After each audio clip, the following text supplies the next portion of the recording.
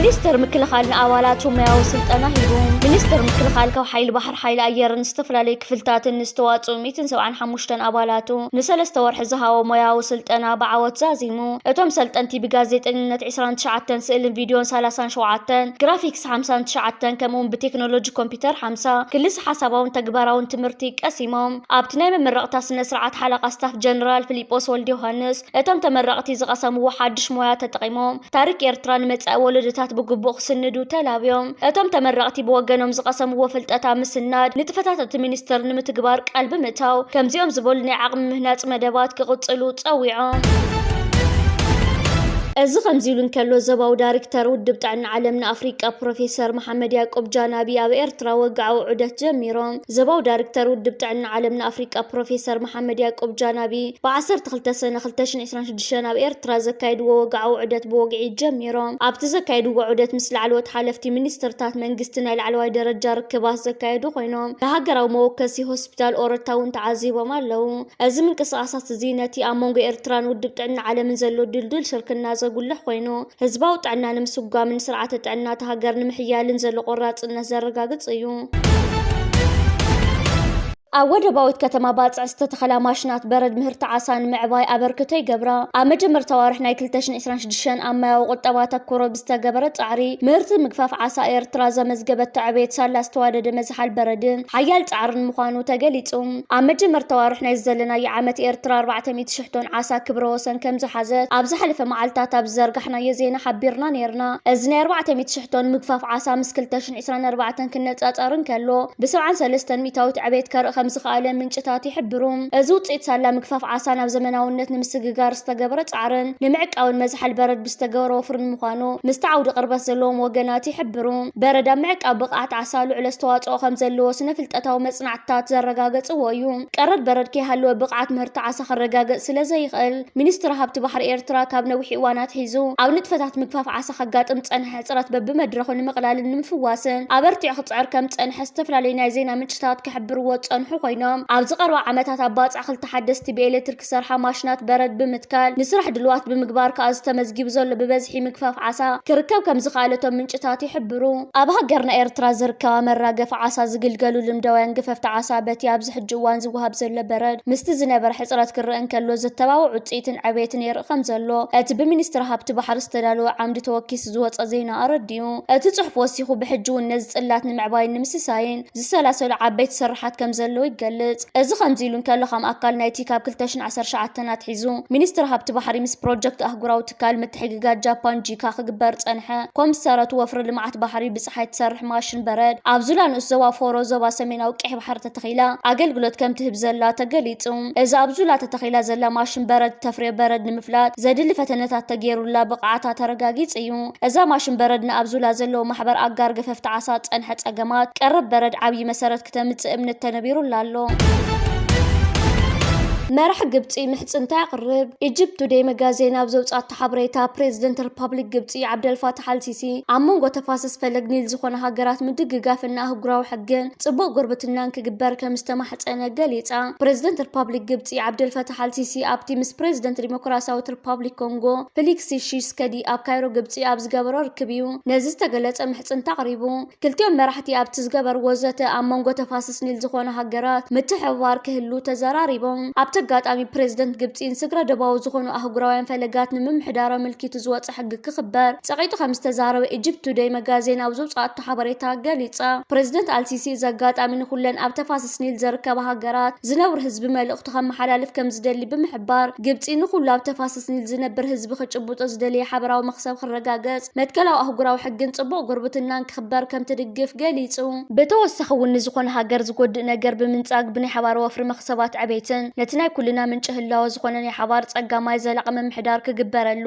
ንምርግጋጽ ክሰርሓ ትደሊ ክብል ገሊጹ ፕሬዝደንት ሪፐብሊክ ግብጽን ፕሬዝደንት ዲሞክራሲያዊት ሪፐብሊክ ኮንጎን ኣብ መንጎ ሃገራት ተፋሰስ ኒልናው ንኹሉ ሓቆፍን ሓበራዊ ስምምዕ ንምምጻእ ዝኽእል እወንታዊ ናይ ዘተ ተበግሶ ክቕጽል ኣብ ስምምዕ ከም ዝበጽሑ ኢጅፕት ቱዴይ ኣብ ዘውጻኣቶ ዜና ሓቢራ ፕሬዝደንት ዲሞክራሲያዊት ሪፐብሊክ ኮንጎ ብወገኑ ኣብ ዝሃቦ ሓበሬታ ከምዚ ዓይነት ሓበራዊ ስምምዕ ንሓበራዊ ዕቤት ንሃገራት ተፋሰስ ኒል ድርኺት ከም ዝፈጠር ብምግላጽ ዲሞክራሲያዊት ሪፐብሊክ ኮንጎ ኣብዚ ጉዳይ ምስ ግብጽ ዘለዋ ዝምድና ንምዕባይ ተወፊያ ክትሰርሕ ምዃና ገሊጹ ንናይ ዲሞክራሲያዊት ሪፓብሊክ ኮንጎ ግዳ ዘመስገነ ፕሬዚደንት አልሲሲ ኣብ ክልቲኦም ወገናት ክህሉ ዘለዎ ሓበራዊ ምርድዳእን ኣብ መላእ ሃገራት ተፋሰስ ኒል ኣገዳሲ ምዃኑ ብጽቡቕ መንፈሳዊ ምርድዳእ ክበጽሑ ከም ዝኽኣሉ ኣመልኪቱ أمريكا مس حزب منجستن إيرتران مسرح تدالينا لنا أمريكا مس إيرترا تصرح دلوت مخانا زقل سند كزرقحيو نعمة شخيروت أن حزم دنا إيرتران أمريكا نمحياش زعل مركب بمونغون الناس جبت خكايد كم زخيل استفلالية تنت بوليتيكا يحبروا له مرحلة أن حرام بوليتيكا ومسمار تمتوات الناس تأينا نفس خام خالزات كلا محورة وكبرتا سرت وحرانة أن بوليتيكا ومسماريو نزح جنريو زلنا علما وبوليتيكا ونوتن مغيرو بوليتيكا بترن كاروت النحايل حبرات منجست أمريكان معربوين هاجرات ودقتهم أبسيرون رئيسهم زدن نولا جزيزة أتنا نمثل جنرال صبحات إفريم بتقدم 24 عامة بيلو نجو بوليتيكا وقرقص قرن أفريكا ملكيتو زجبرو زنبرة مدارتات أبزوبانا بمحنكار نجارات بمتحلاخن بزريان إدمت وين بمجبع عن مفرحن زمت في التحيلن 1 مليونات عاطخة بين خاخت جبت مدلاي تقبلنا تيبلون سألاو بوليتيكاني أندرغاتشو تسجيت سمدون أبي أحمد السنابيد وزل قند قداي خبل تزاربون أتني توبيا قندر عاد فتير لازل دما أتزايت نجار بزخون حيلتات قرن أفريقيا تفتير زلو أب استراتيجية وربحات تزبطات الزوازر بحت أمراتيو إثيوبيا بفرح إذا أكلا ودو حبرات هجرات طريعة لزلات سمدو أتزايت نجار بزخون أباي تزفت سمدويو قدام منستر بريطانيا كير ستارمر لو مسنبت نجوه حالتات بريطانيا نحنت روسياويت مركب ندادي نإنجليز كتسجر تفتن زنبرات كم زخل كلوا تجليتو زخم زيلون كلو بحزبون لحستك وسخلت سبقالو نفرتي أب إسرائيل بكباب روش هانكيرا 5 شام عكنا هزينا إسرائيل حبيرا أو أمريكا بايتوكل تهزبي بنسلفانيا 23 لكاتيت ويدما خلت مجاويت بأقوات على أوروبا زخرب على عوت عدوا كخون زقرب إمامه بأبز حد متي أصدقون THR 440 حدن زبل تصوع وسنة نخينات عدوا بوقع فلوت أزهب تاريخا وسنة كوينو أمزجب حقاقة أكلتا جزات بقوم نتكسفر يوم بمسارة وسنة أب جزات بنسلفانيا خلت مجاويت كلتشن إسران شدشان مبل 230 عام زخر خينات عدوا خوينو 5 جابيوم أتوسان أولات بايتو ريبابليكان ديمقراط زدق فو خوينو بعولا الدمت 295 دقافن شدشتا تقاوموني وتصدقون اتما مقد موارح زقاربو كوان تخوانا بوشتا وسرارحات بايتو حاليفون زتتات تغيرلونيو امو داتا زحالف سومون توسينو اتما مكان منجميرا كاونتي سمين فيلادلفيا زمت وكيل سينيتر بنجامين سانشيزينا بايتو وكالت حزبي بنسلفانيا قريبوهم سينينت سينيتر بزعبات امامه توسخ مبره نخب ايميل يخلو كوانتا نبرسكا حجوان جن ملسي اي رخبن يخن برنت امامه وزقربلو معالتين بايتو زسمعو مدرم عدوان أفريقيان أمريكان زلو عبي ترجم زخاخر يلو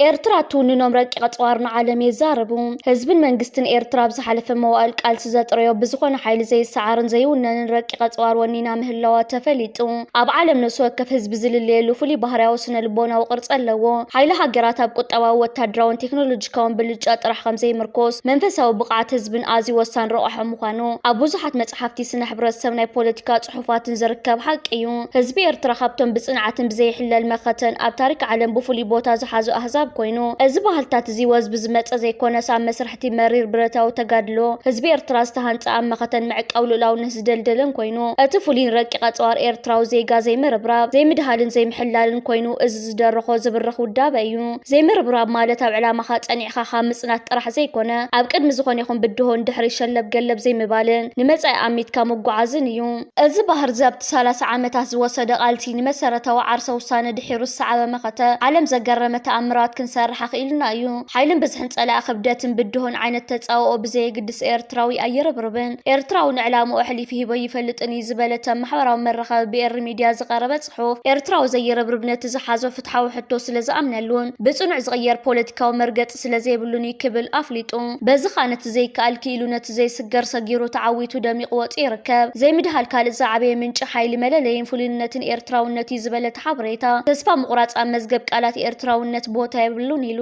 ጸላእትን ኤርትራውን ምስንባድን ምርዓድን ዘይፈንቀልዎ ነገር የለን ብምባል ዝቐጸለት ጽሑፍ ኣብ ክንዲ ስንብድን ዘርዕድን ካብቲ ጸገም ብኸመይ ከም ዝወጽእ ዝሓስብ ዘይምድሃል ማለት መዋጽኦ ምብልሓት ጸገማት ናብ ዕድላት ምቕያር ብርእሰ ምትእማን ምስጓም ማለት ኮይኑ ዘይምድሃል ካብቲ ኣብ ውሽጣዊ ዓቕምኻ እምነትካ ዝነቀል ብምባል ይገልጽ ኣብ ጽንኩር ኩነታት እንታ ክንገብር ንኽእል ዝብል እምበር መንክረዲኡ ዝብል ኤርትራዊ ከምዘየለ ገሊጹ እዚ መንፈሲ ንኤርትራውያን ኣብ ውሽጢ ሃገራት ተበላሓትን ተወዳደርትን ዝገብሮም ዘለይኑ እቲ ሳልሳይን ወሳን ረቑሕ ረቂቕ ኣጽዋር ኤርትራውነት ዘይምሕላል ምዃኑ ዝገለጸ ሓበሬታ ዘይምሕላል ማለት ካብ ዝሓሰብካዮ ስራሕ ዕላማን ምንቕ ዘይምባል ማለት ምዃኑ ዝገለጸ ኤርትራዊ ዓወት ብዘይ ሓያል ጻዕሪ ከምዘይመጽእ ኣጸቢቑ ስለ ዝፈልጥ ብዕረፍቲ ኣልቦ ሓርኮትኮት ክእለት ምምሃርን ምምዕባልን ከዓ ይልለ እዞም ሰለስተ መለለይታት እዚኣቶም ዘይምርብራብ ዘይምድሃል ዘይምሕላል ብተናጸል ዝቖሙ ዘይኮኑስ ንሕድሕዶም ዝደጋገፍ እዮም ዘይምርብራብ ሓይሊ ይህብ ዘይምድሃል ጥበብ ይውስኽ ዘይምሕላል ድማ ውጽኢት የረጋግጽ ከብል ትንተንኡ ዘቕረበት ሚድያ እዞም ረቂቕ ተጽዋርን ክብርታትን እዚኣቶም ንወለዶታት ክሰጋገሩን ክዕቀውን ዘለዎም ሕላገት መንነትና ኮይኖም እዚኣቶም ስነ ሓሳባዊ ውርሻታት እምበር ንሓጺር እዋን ዝተፈጠሩ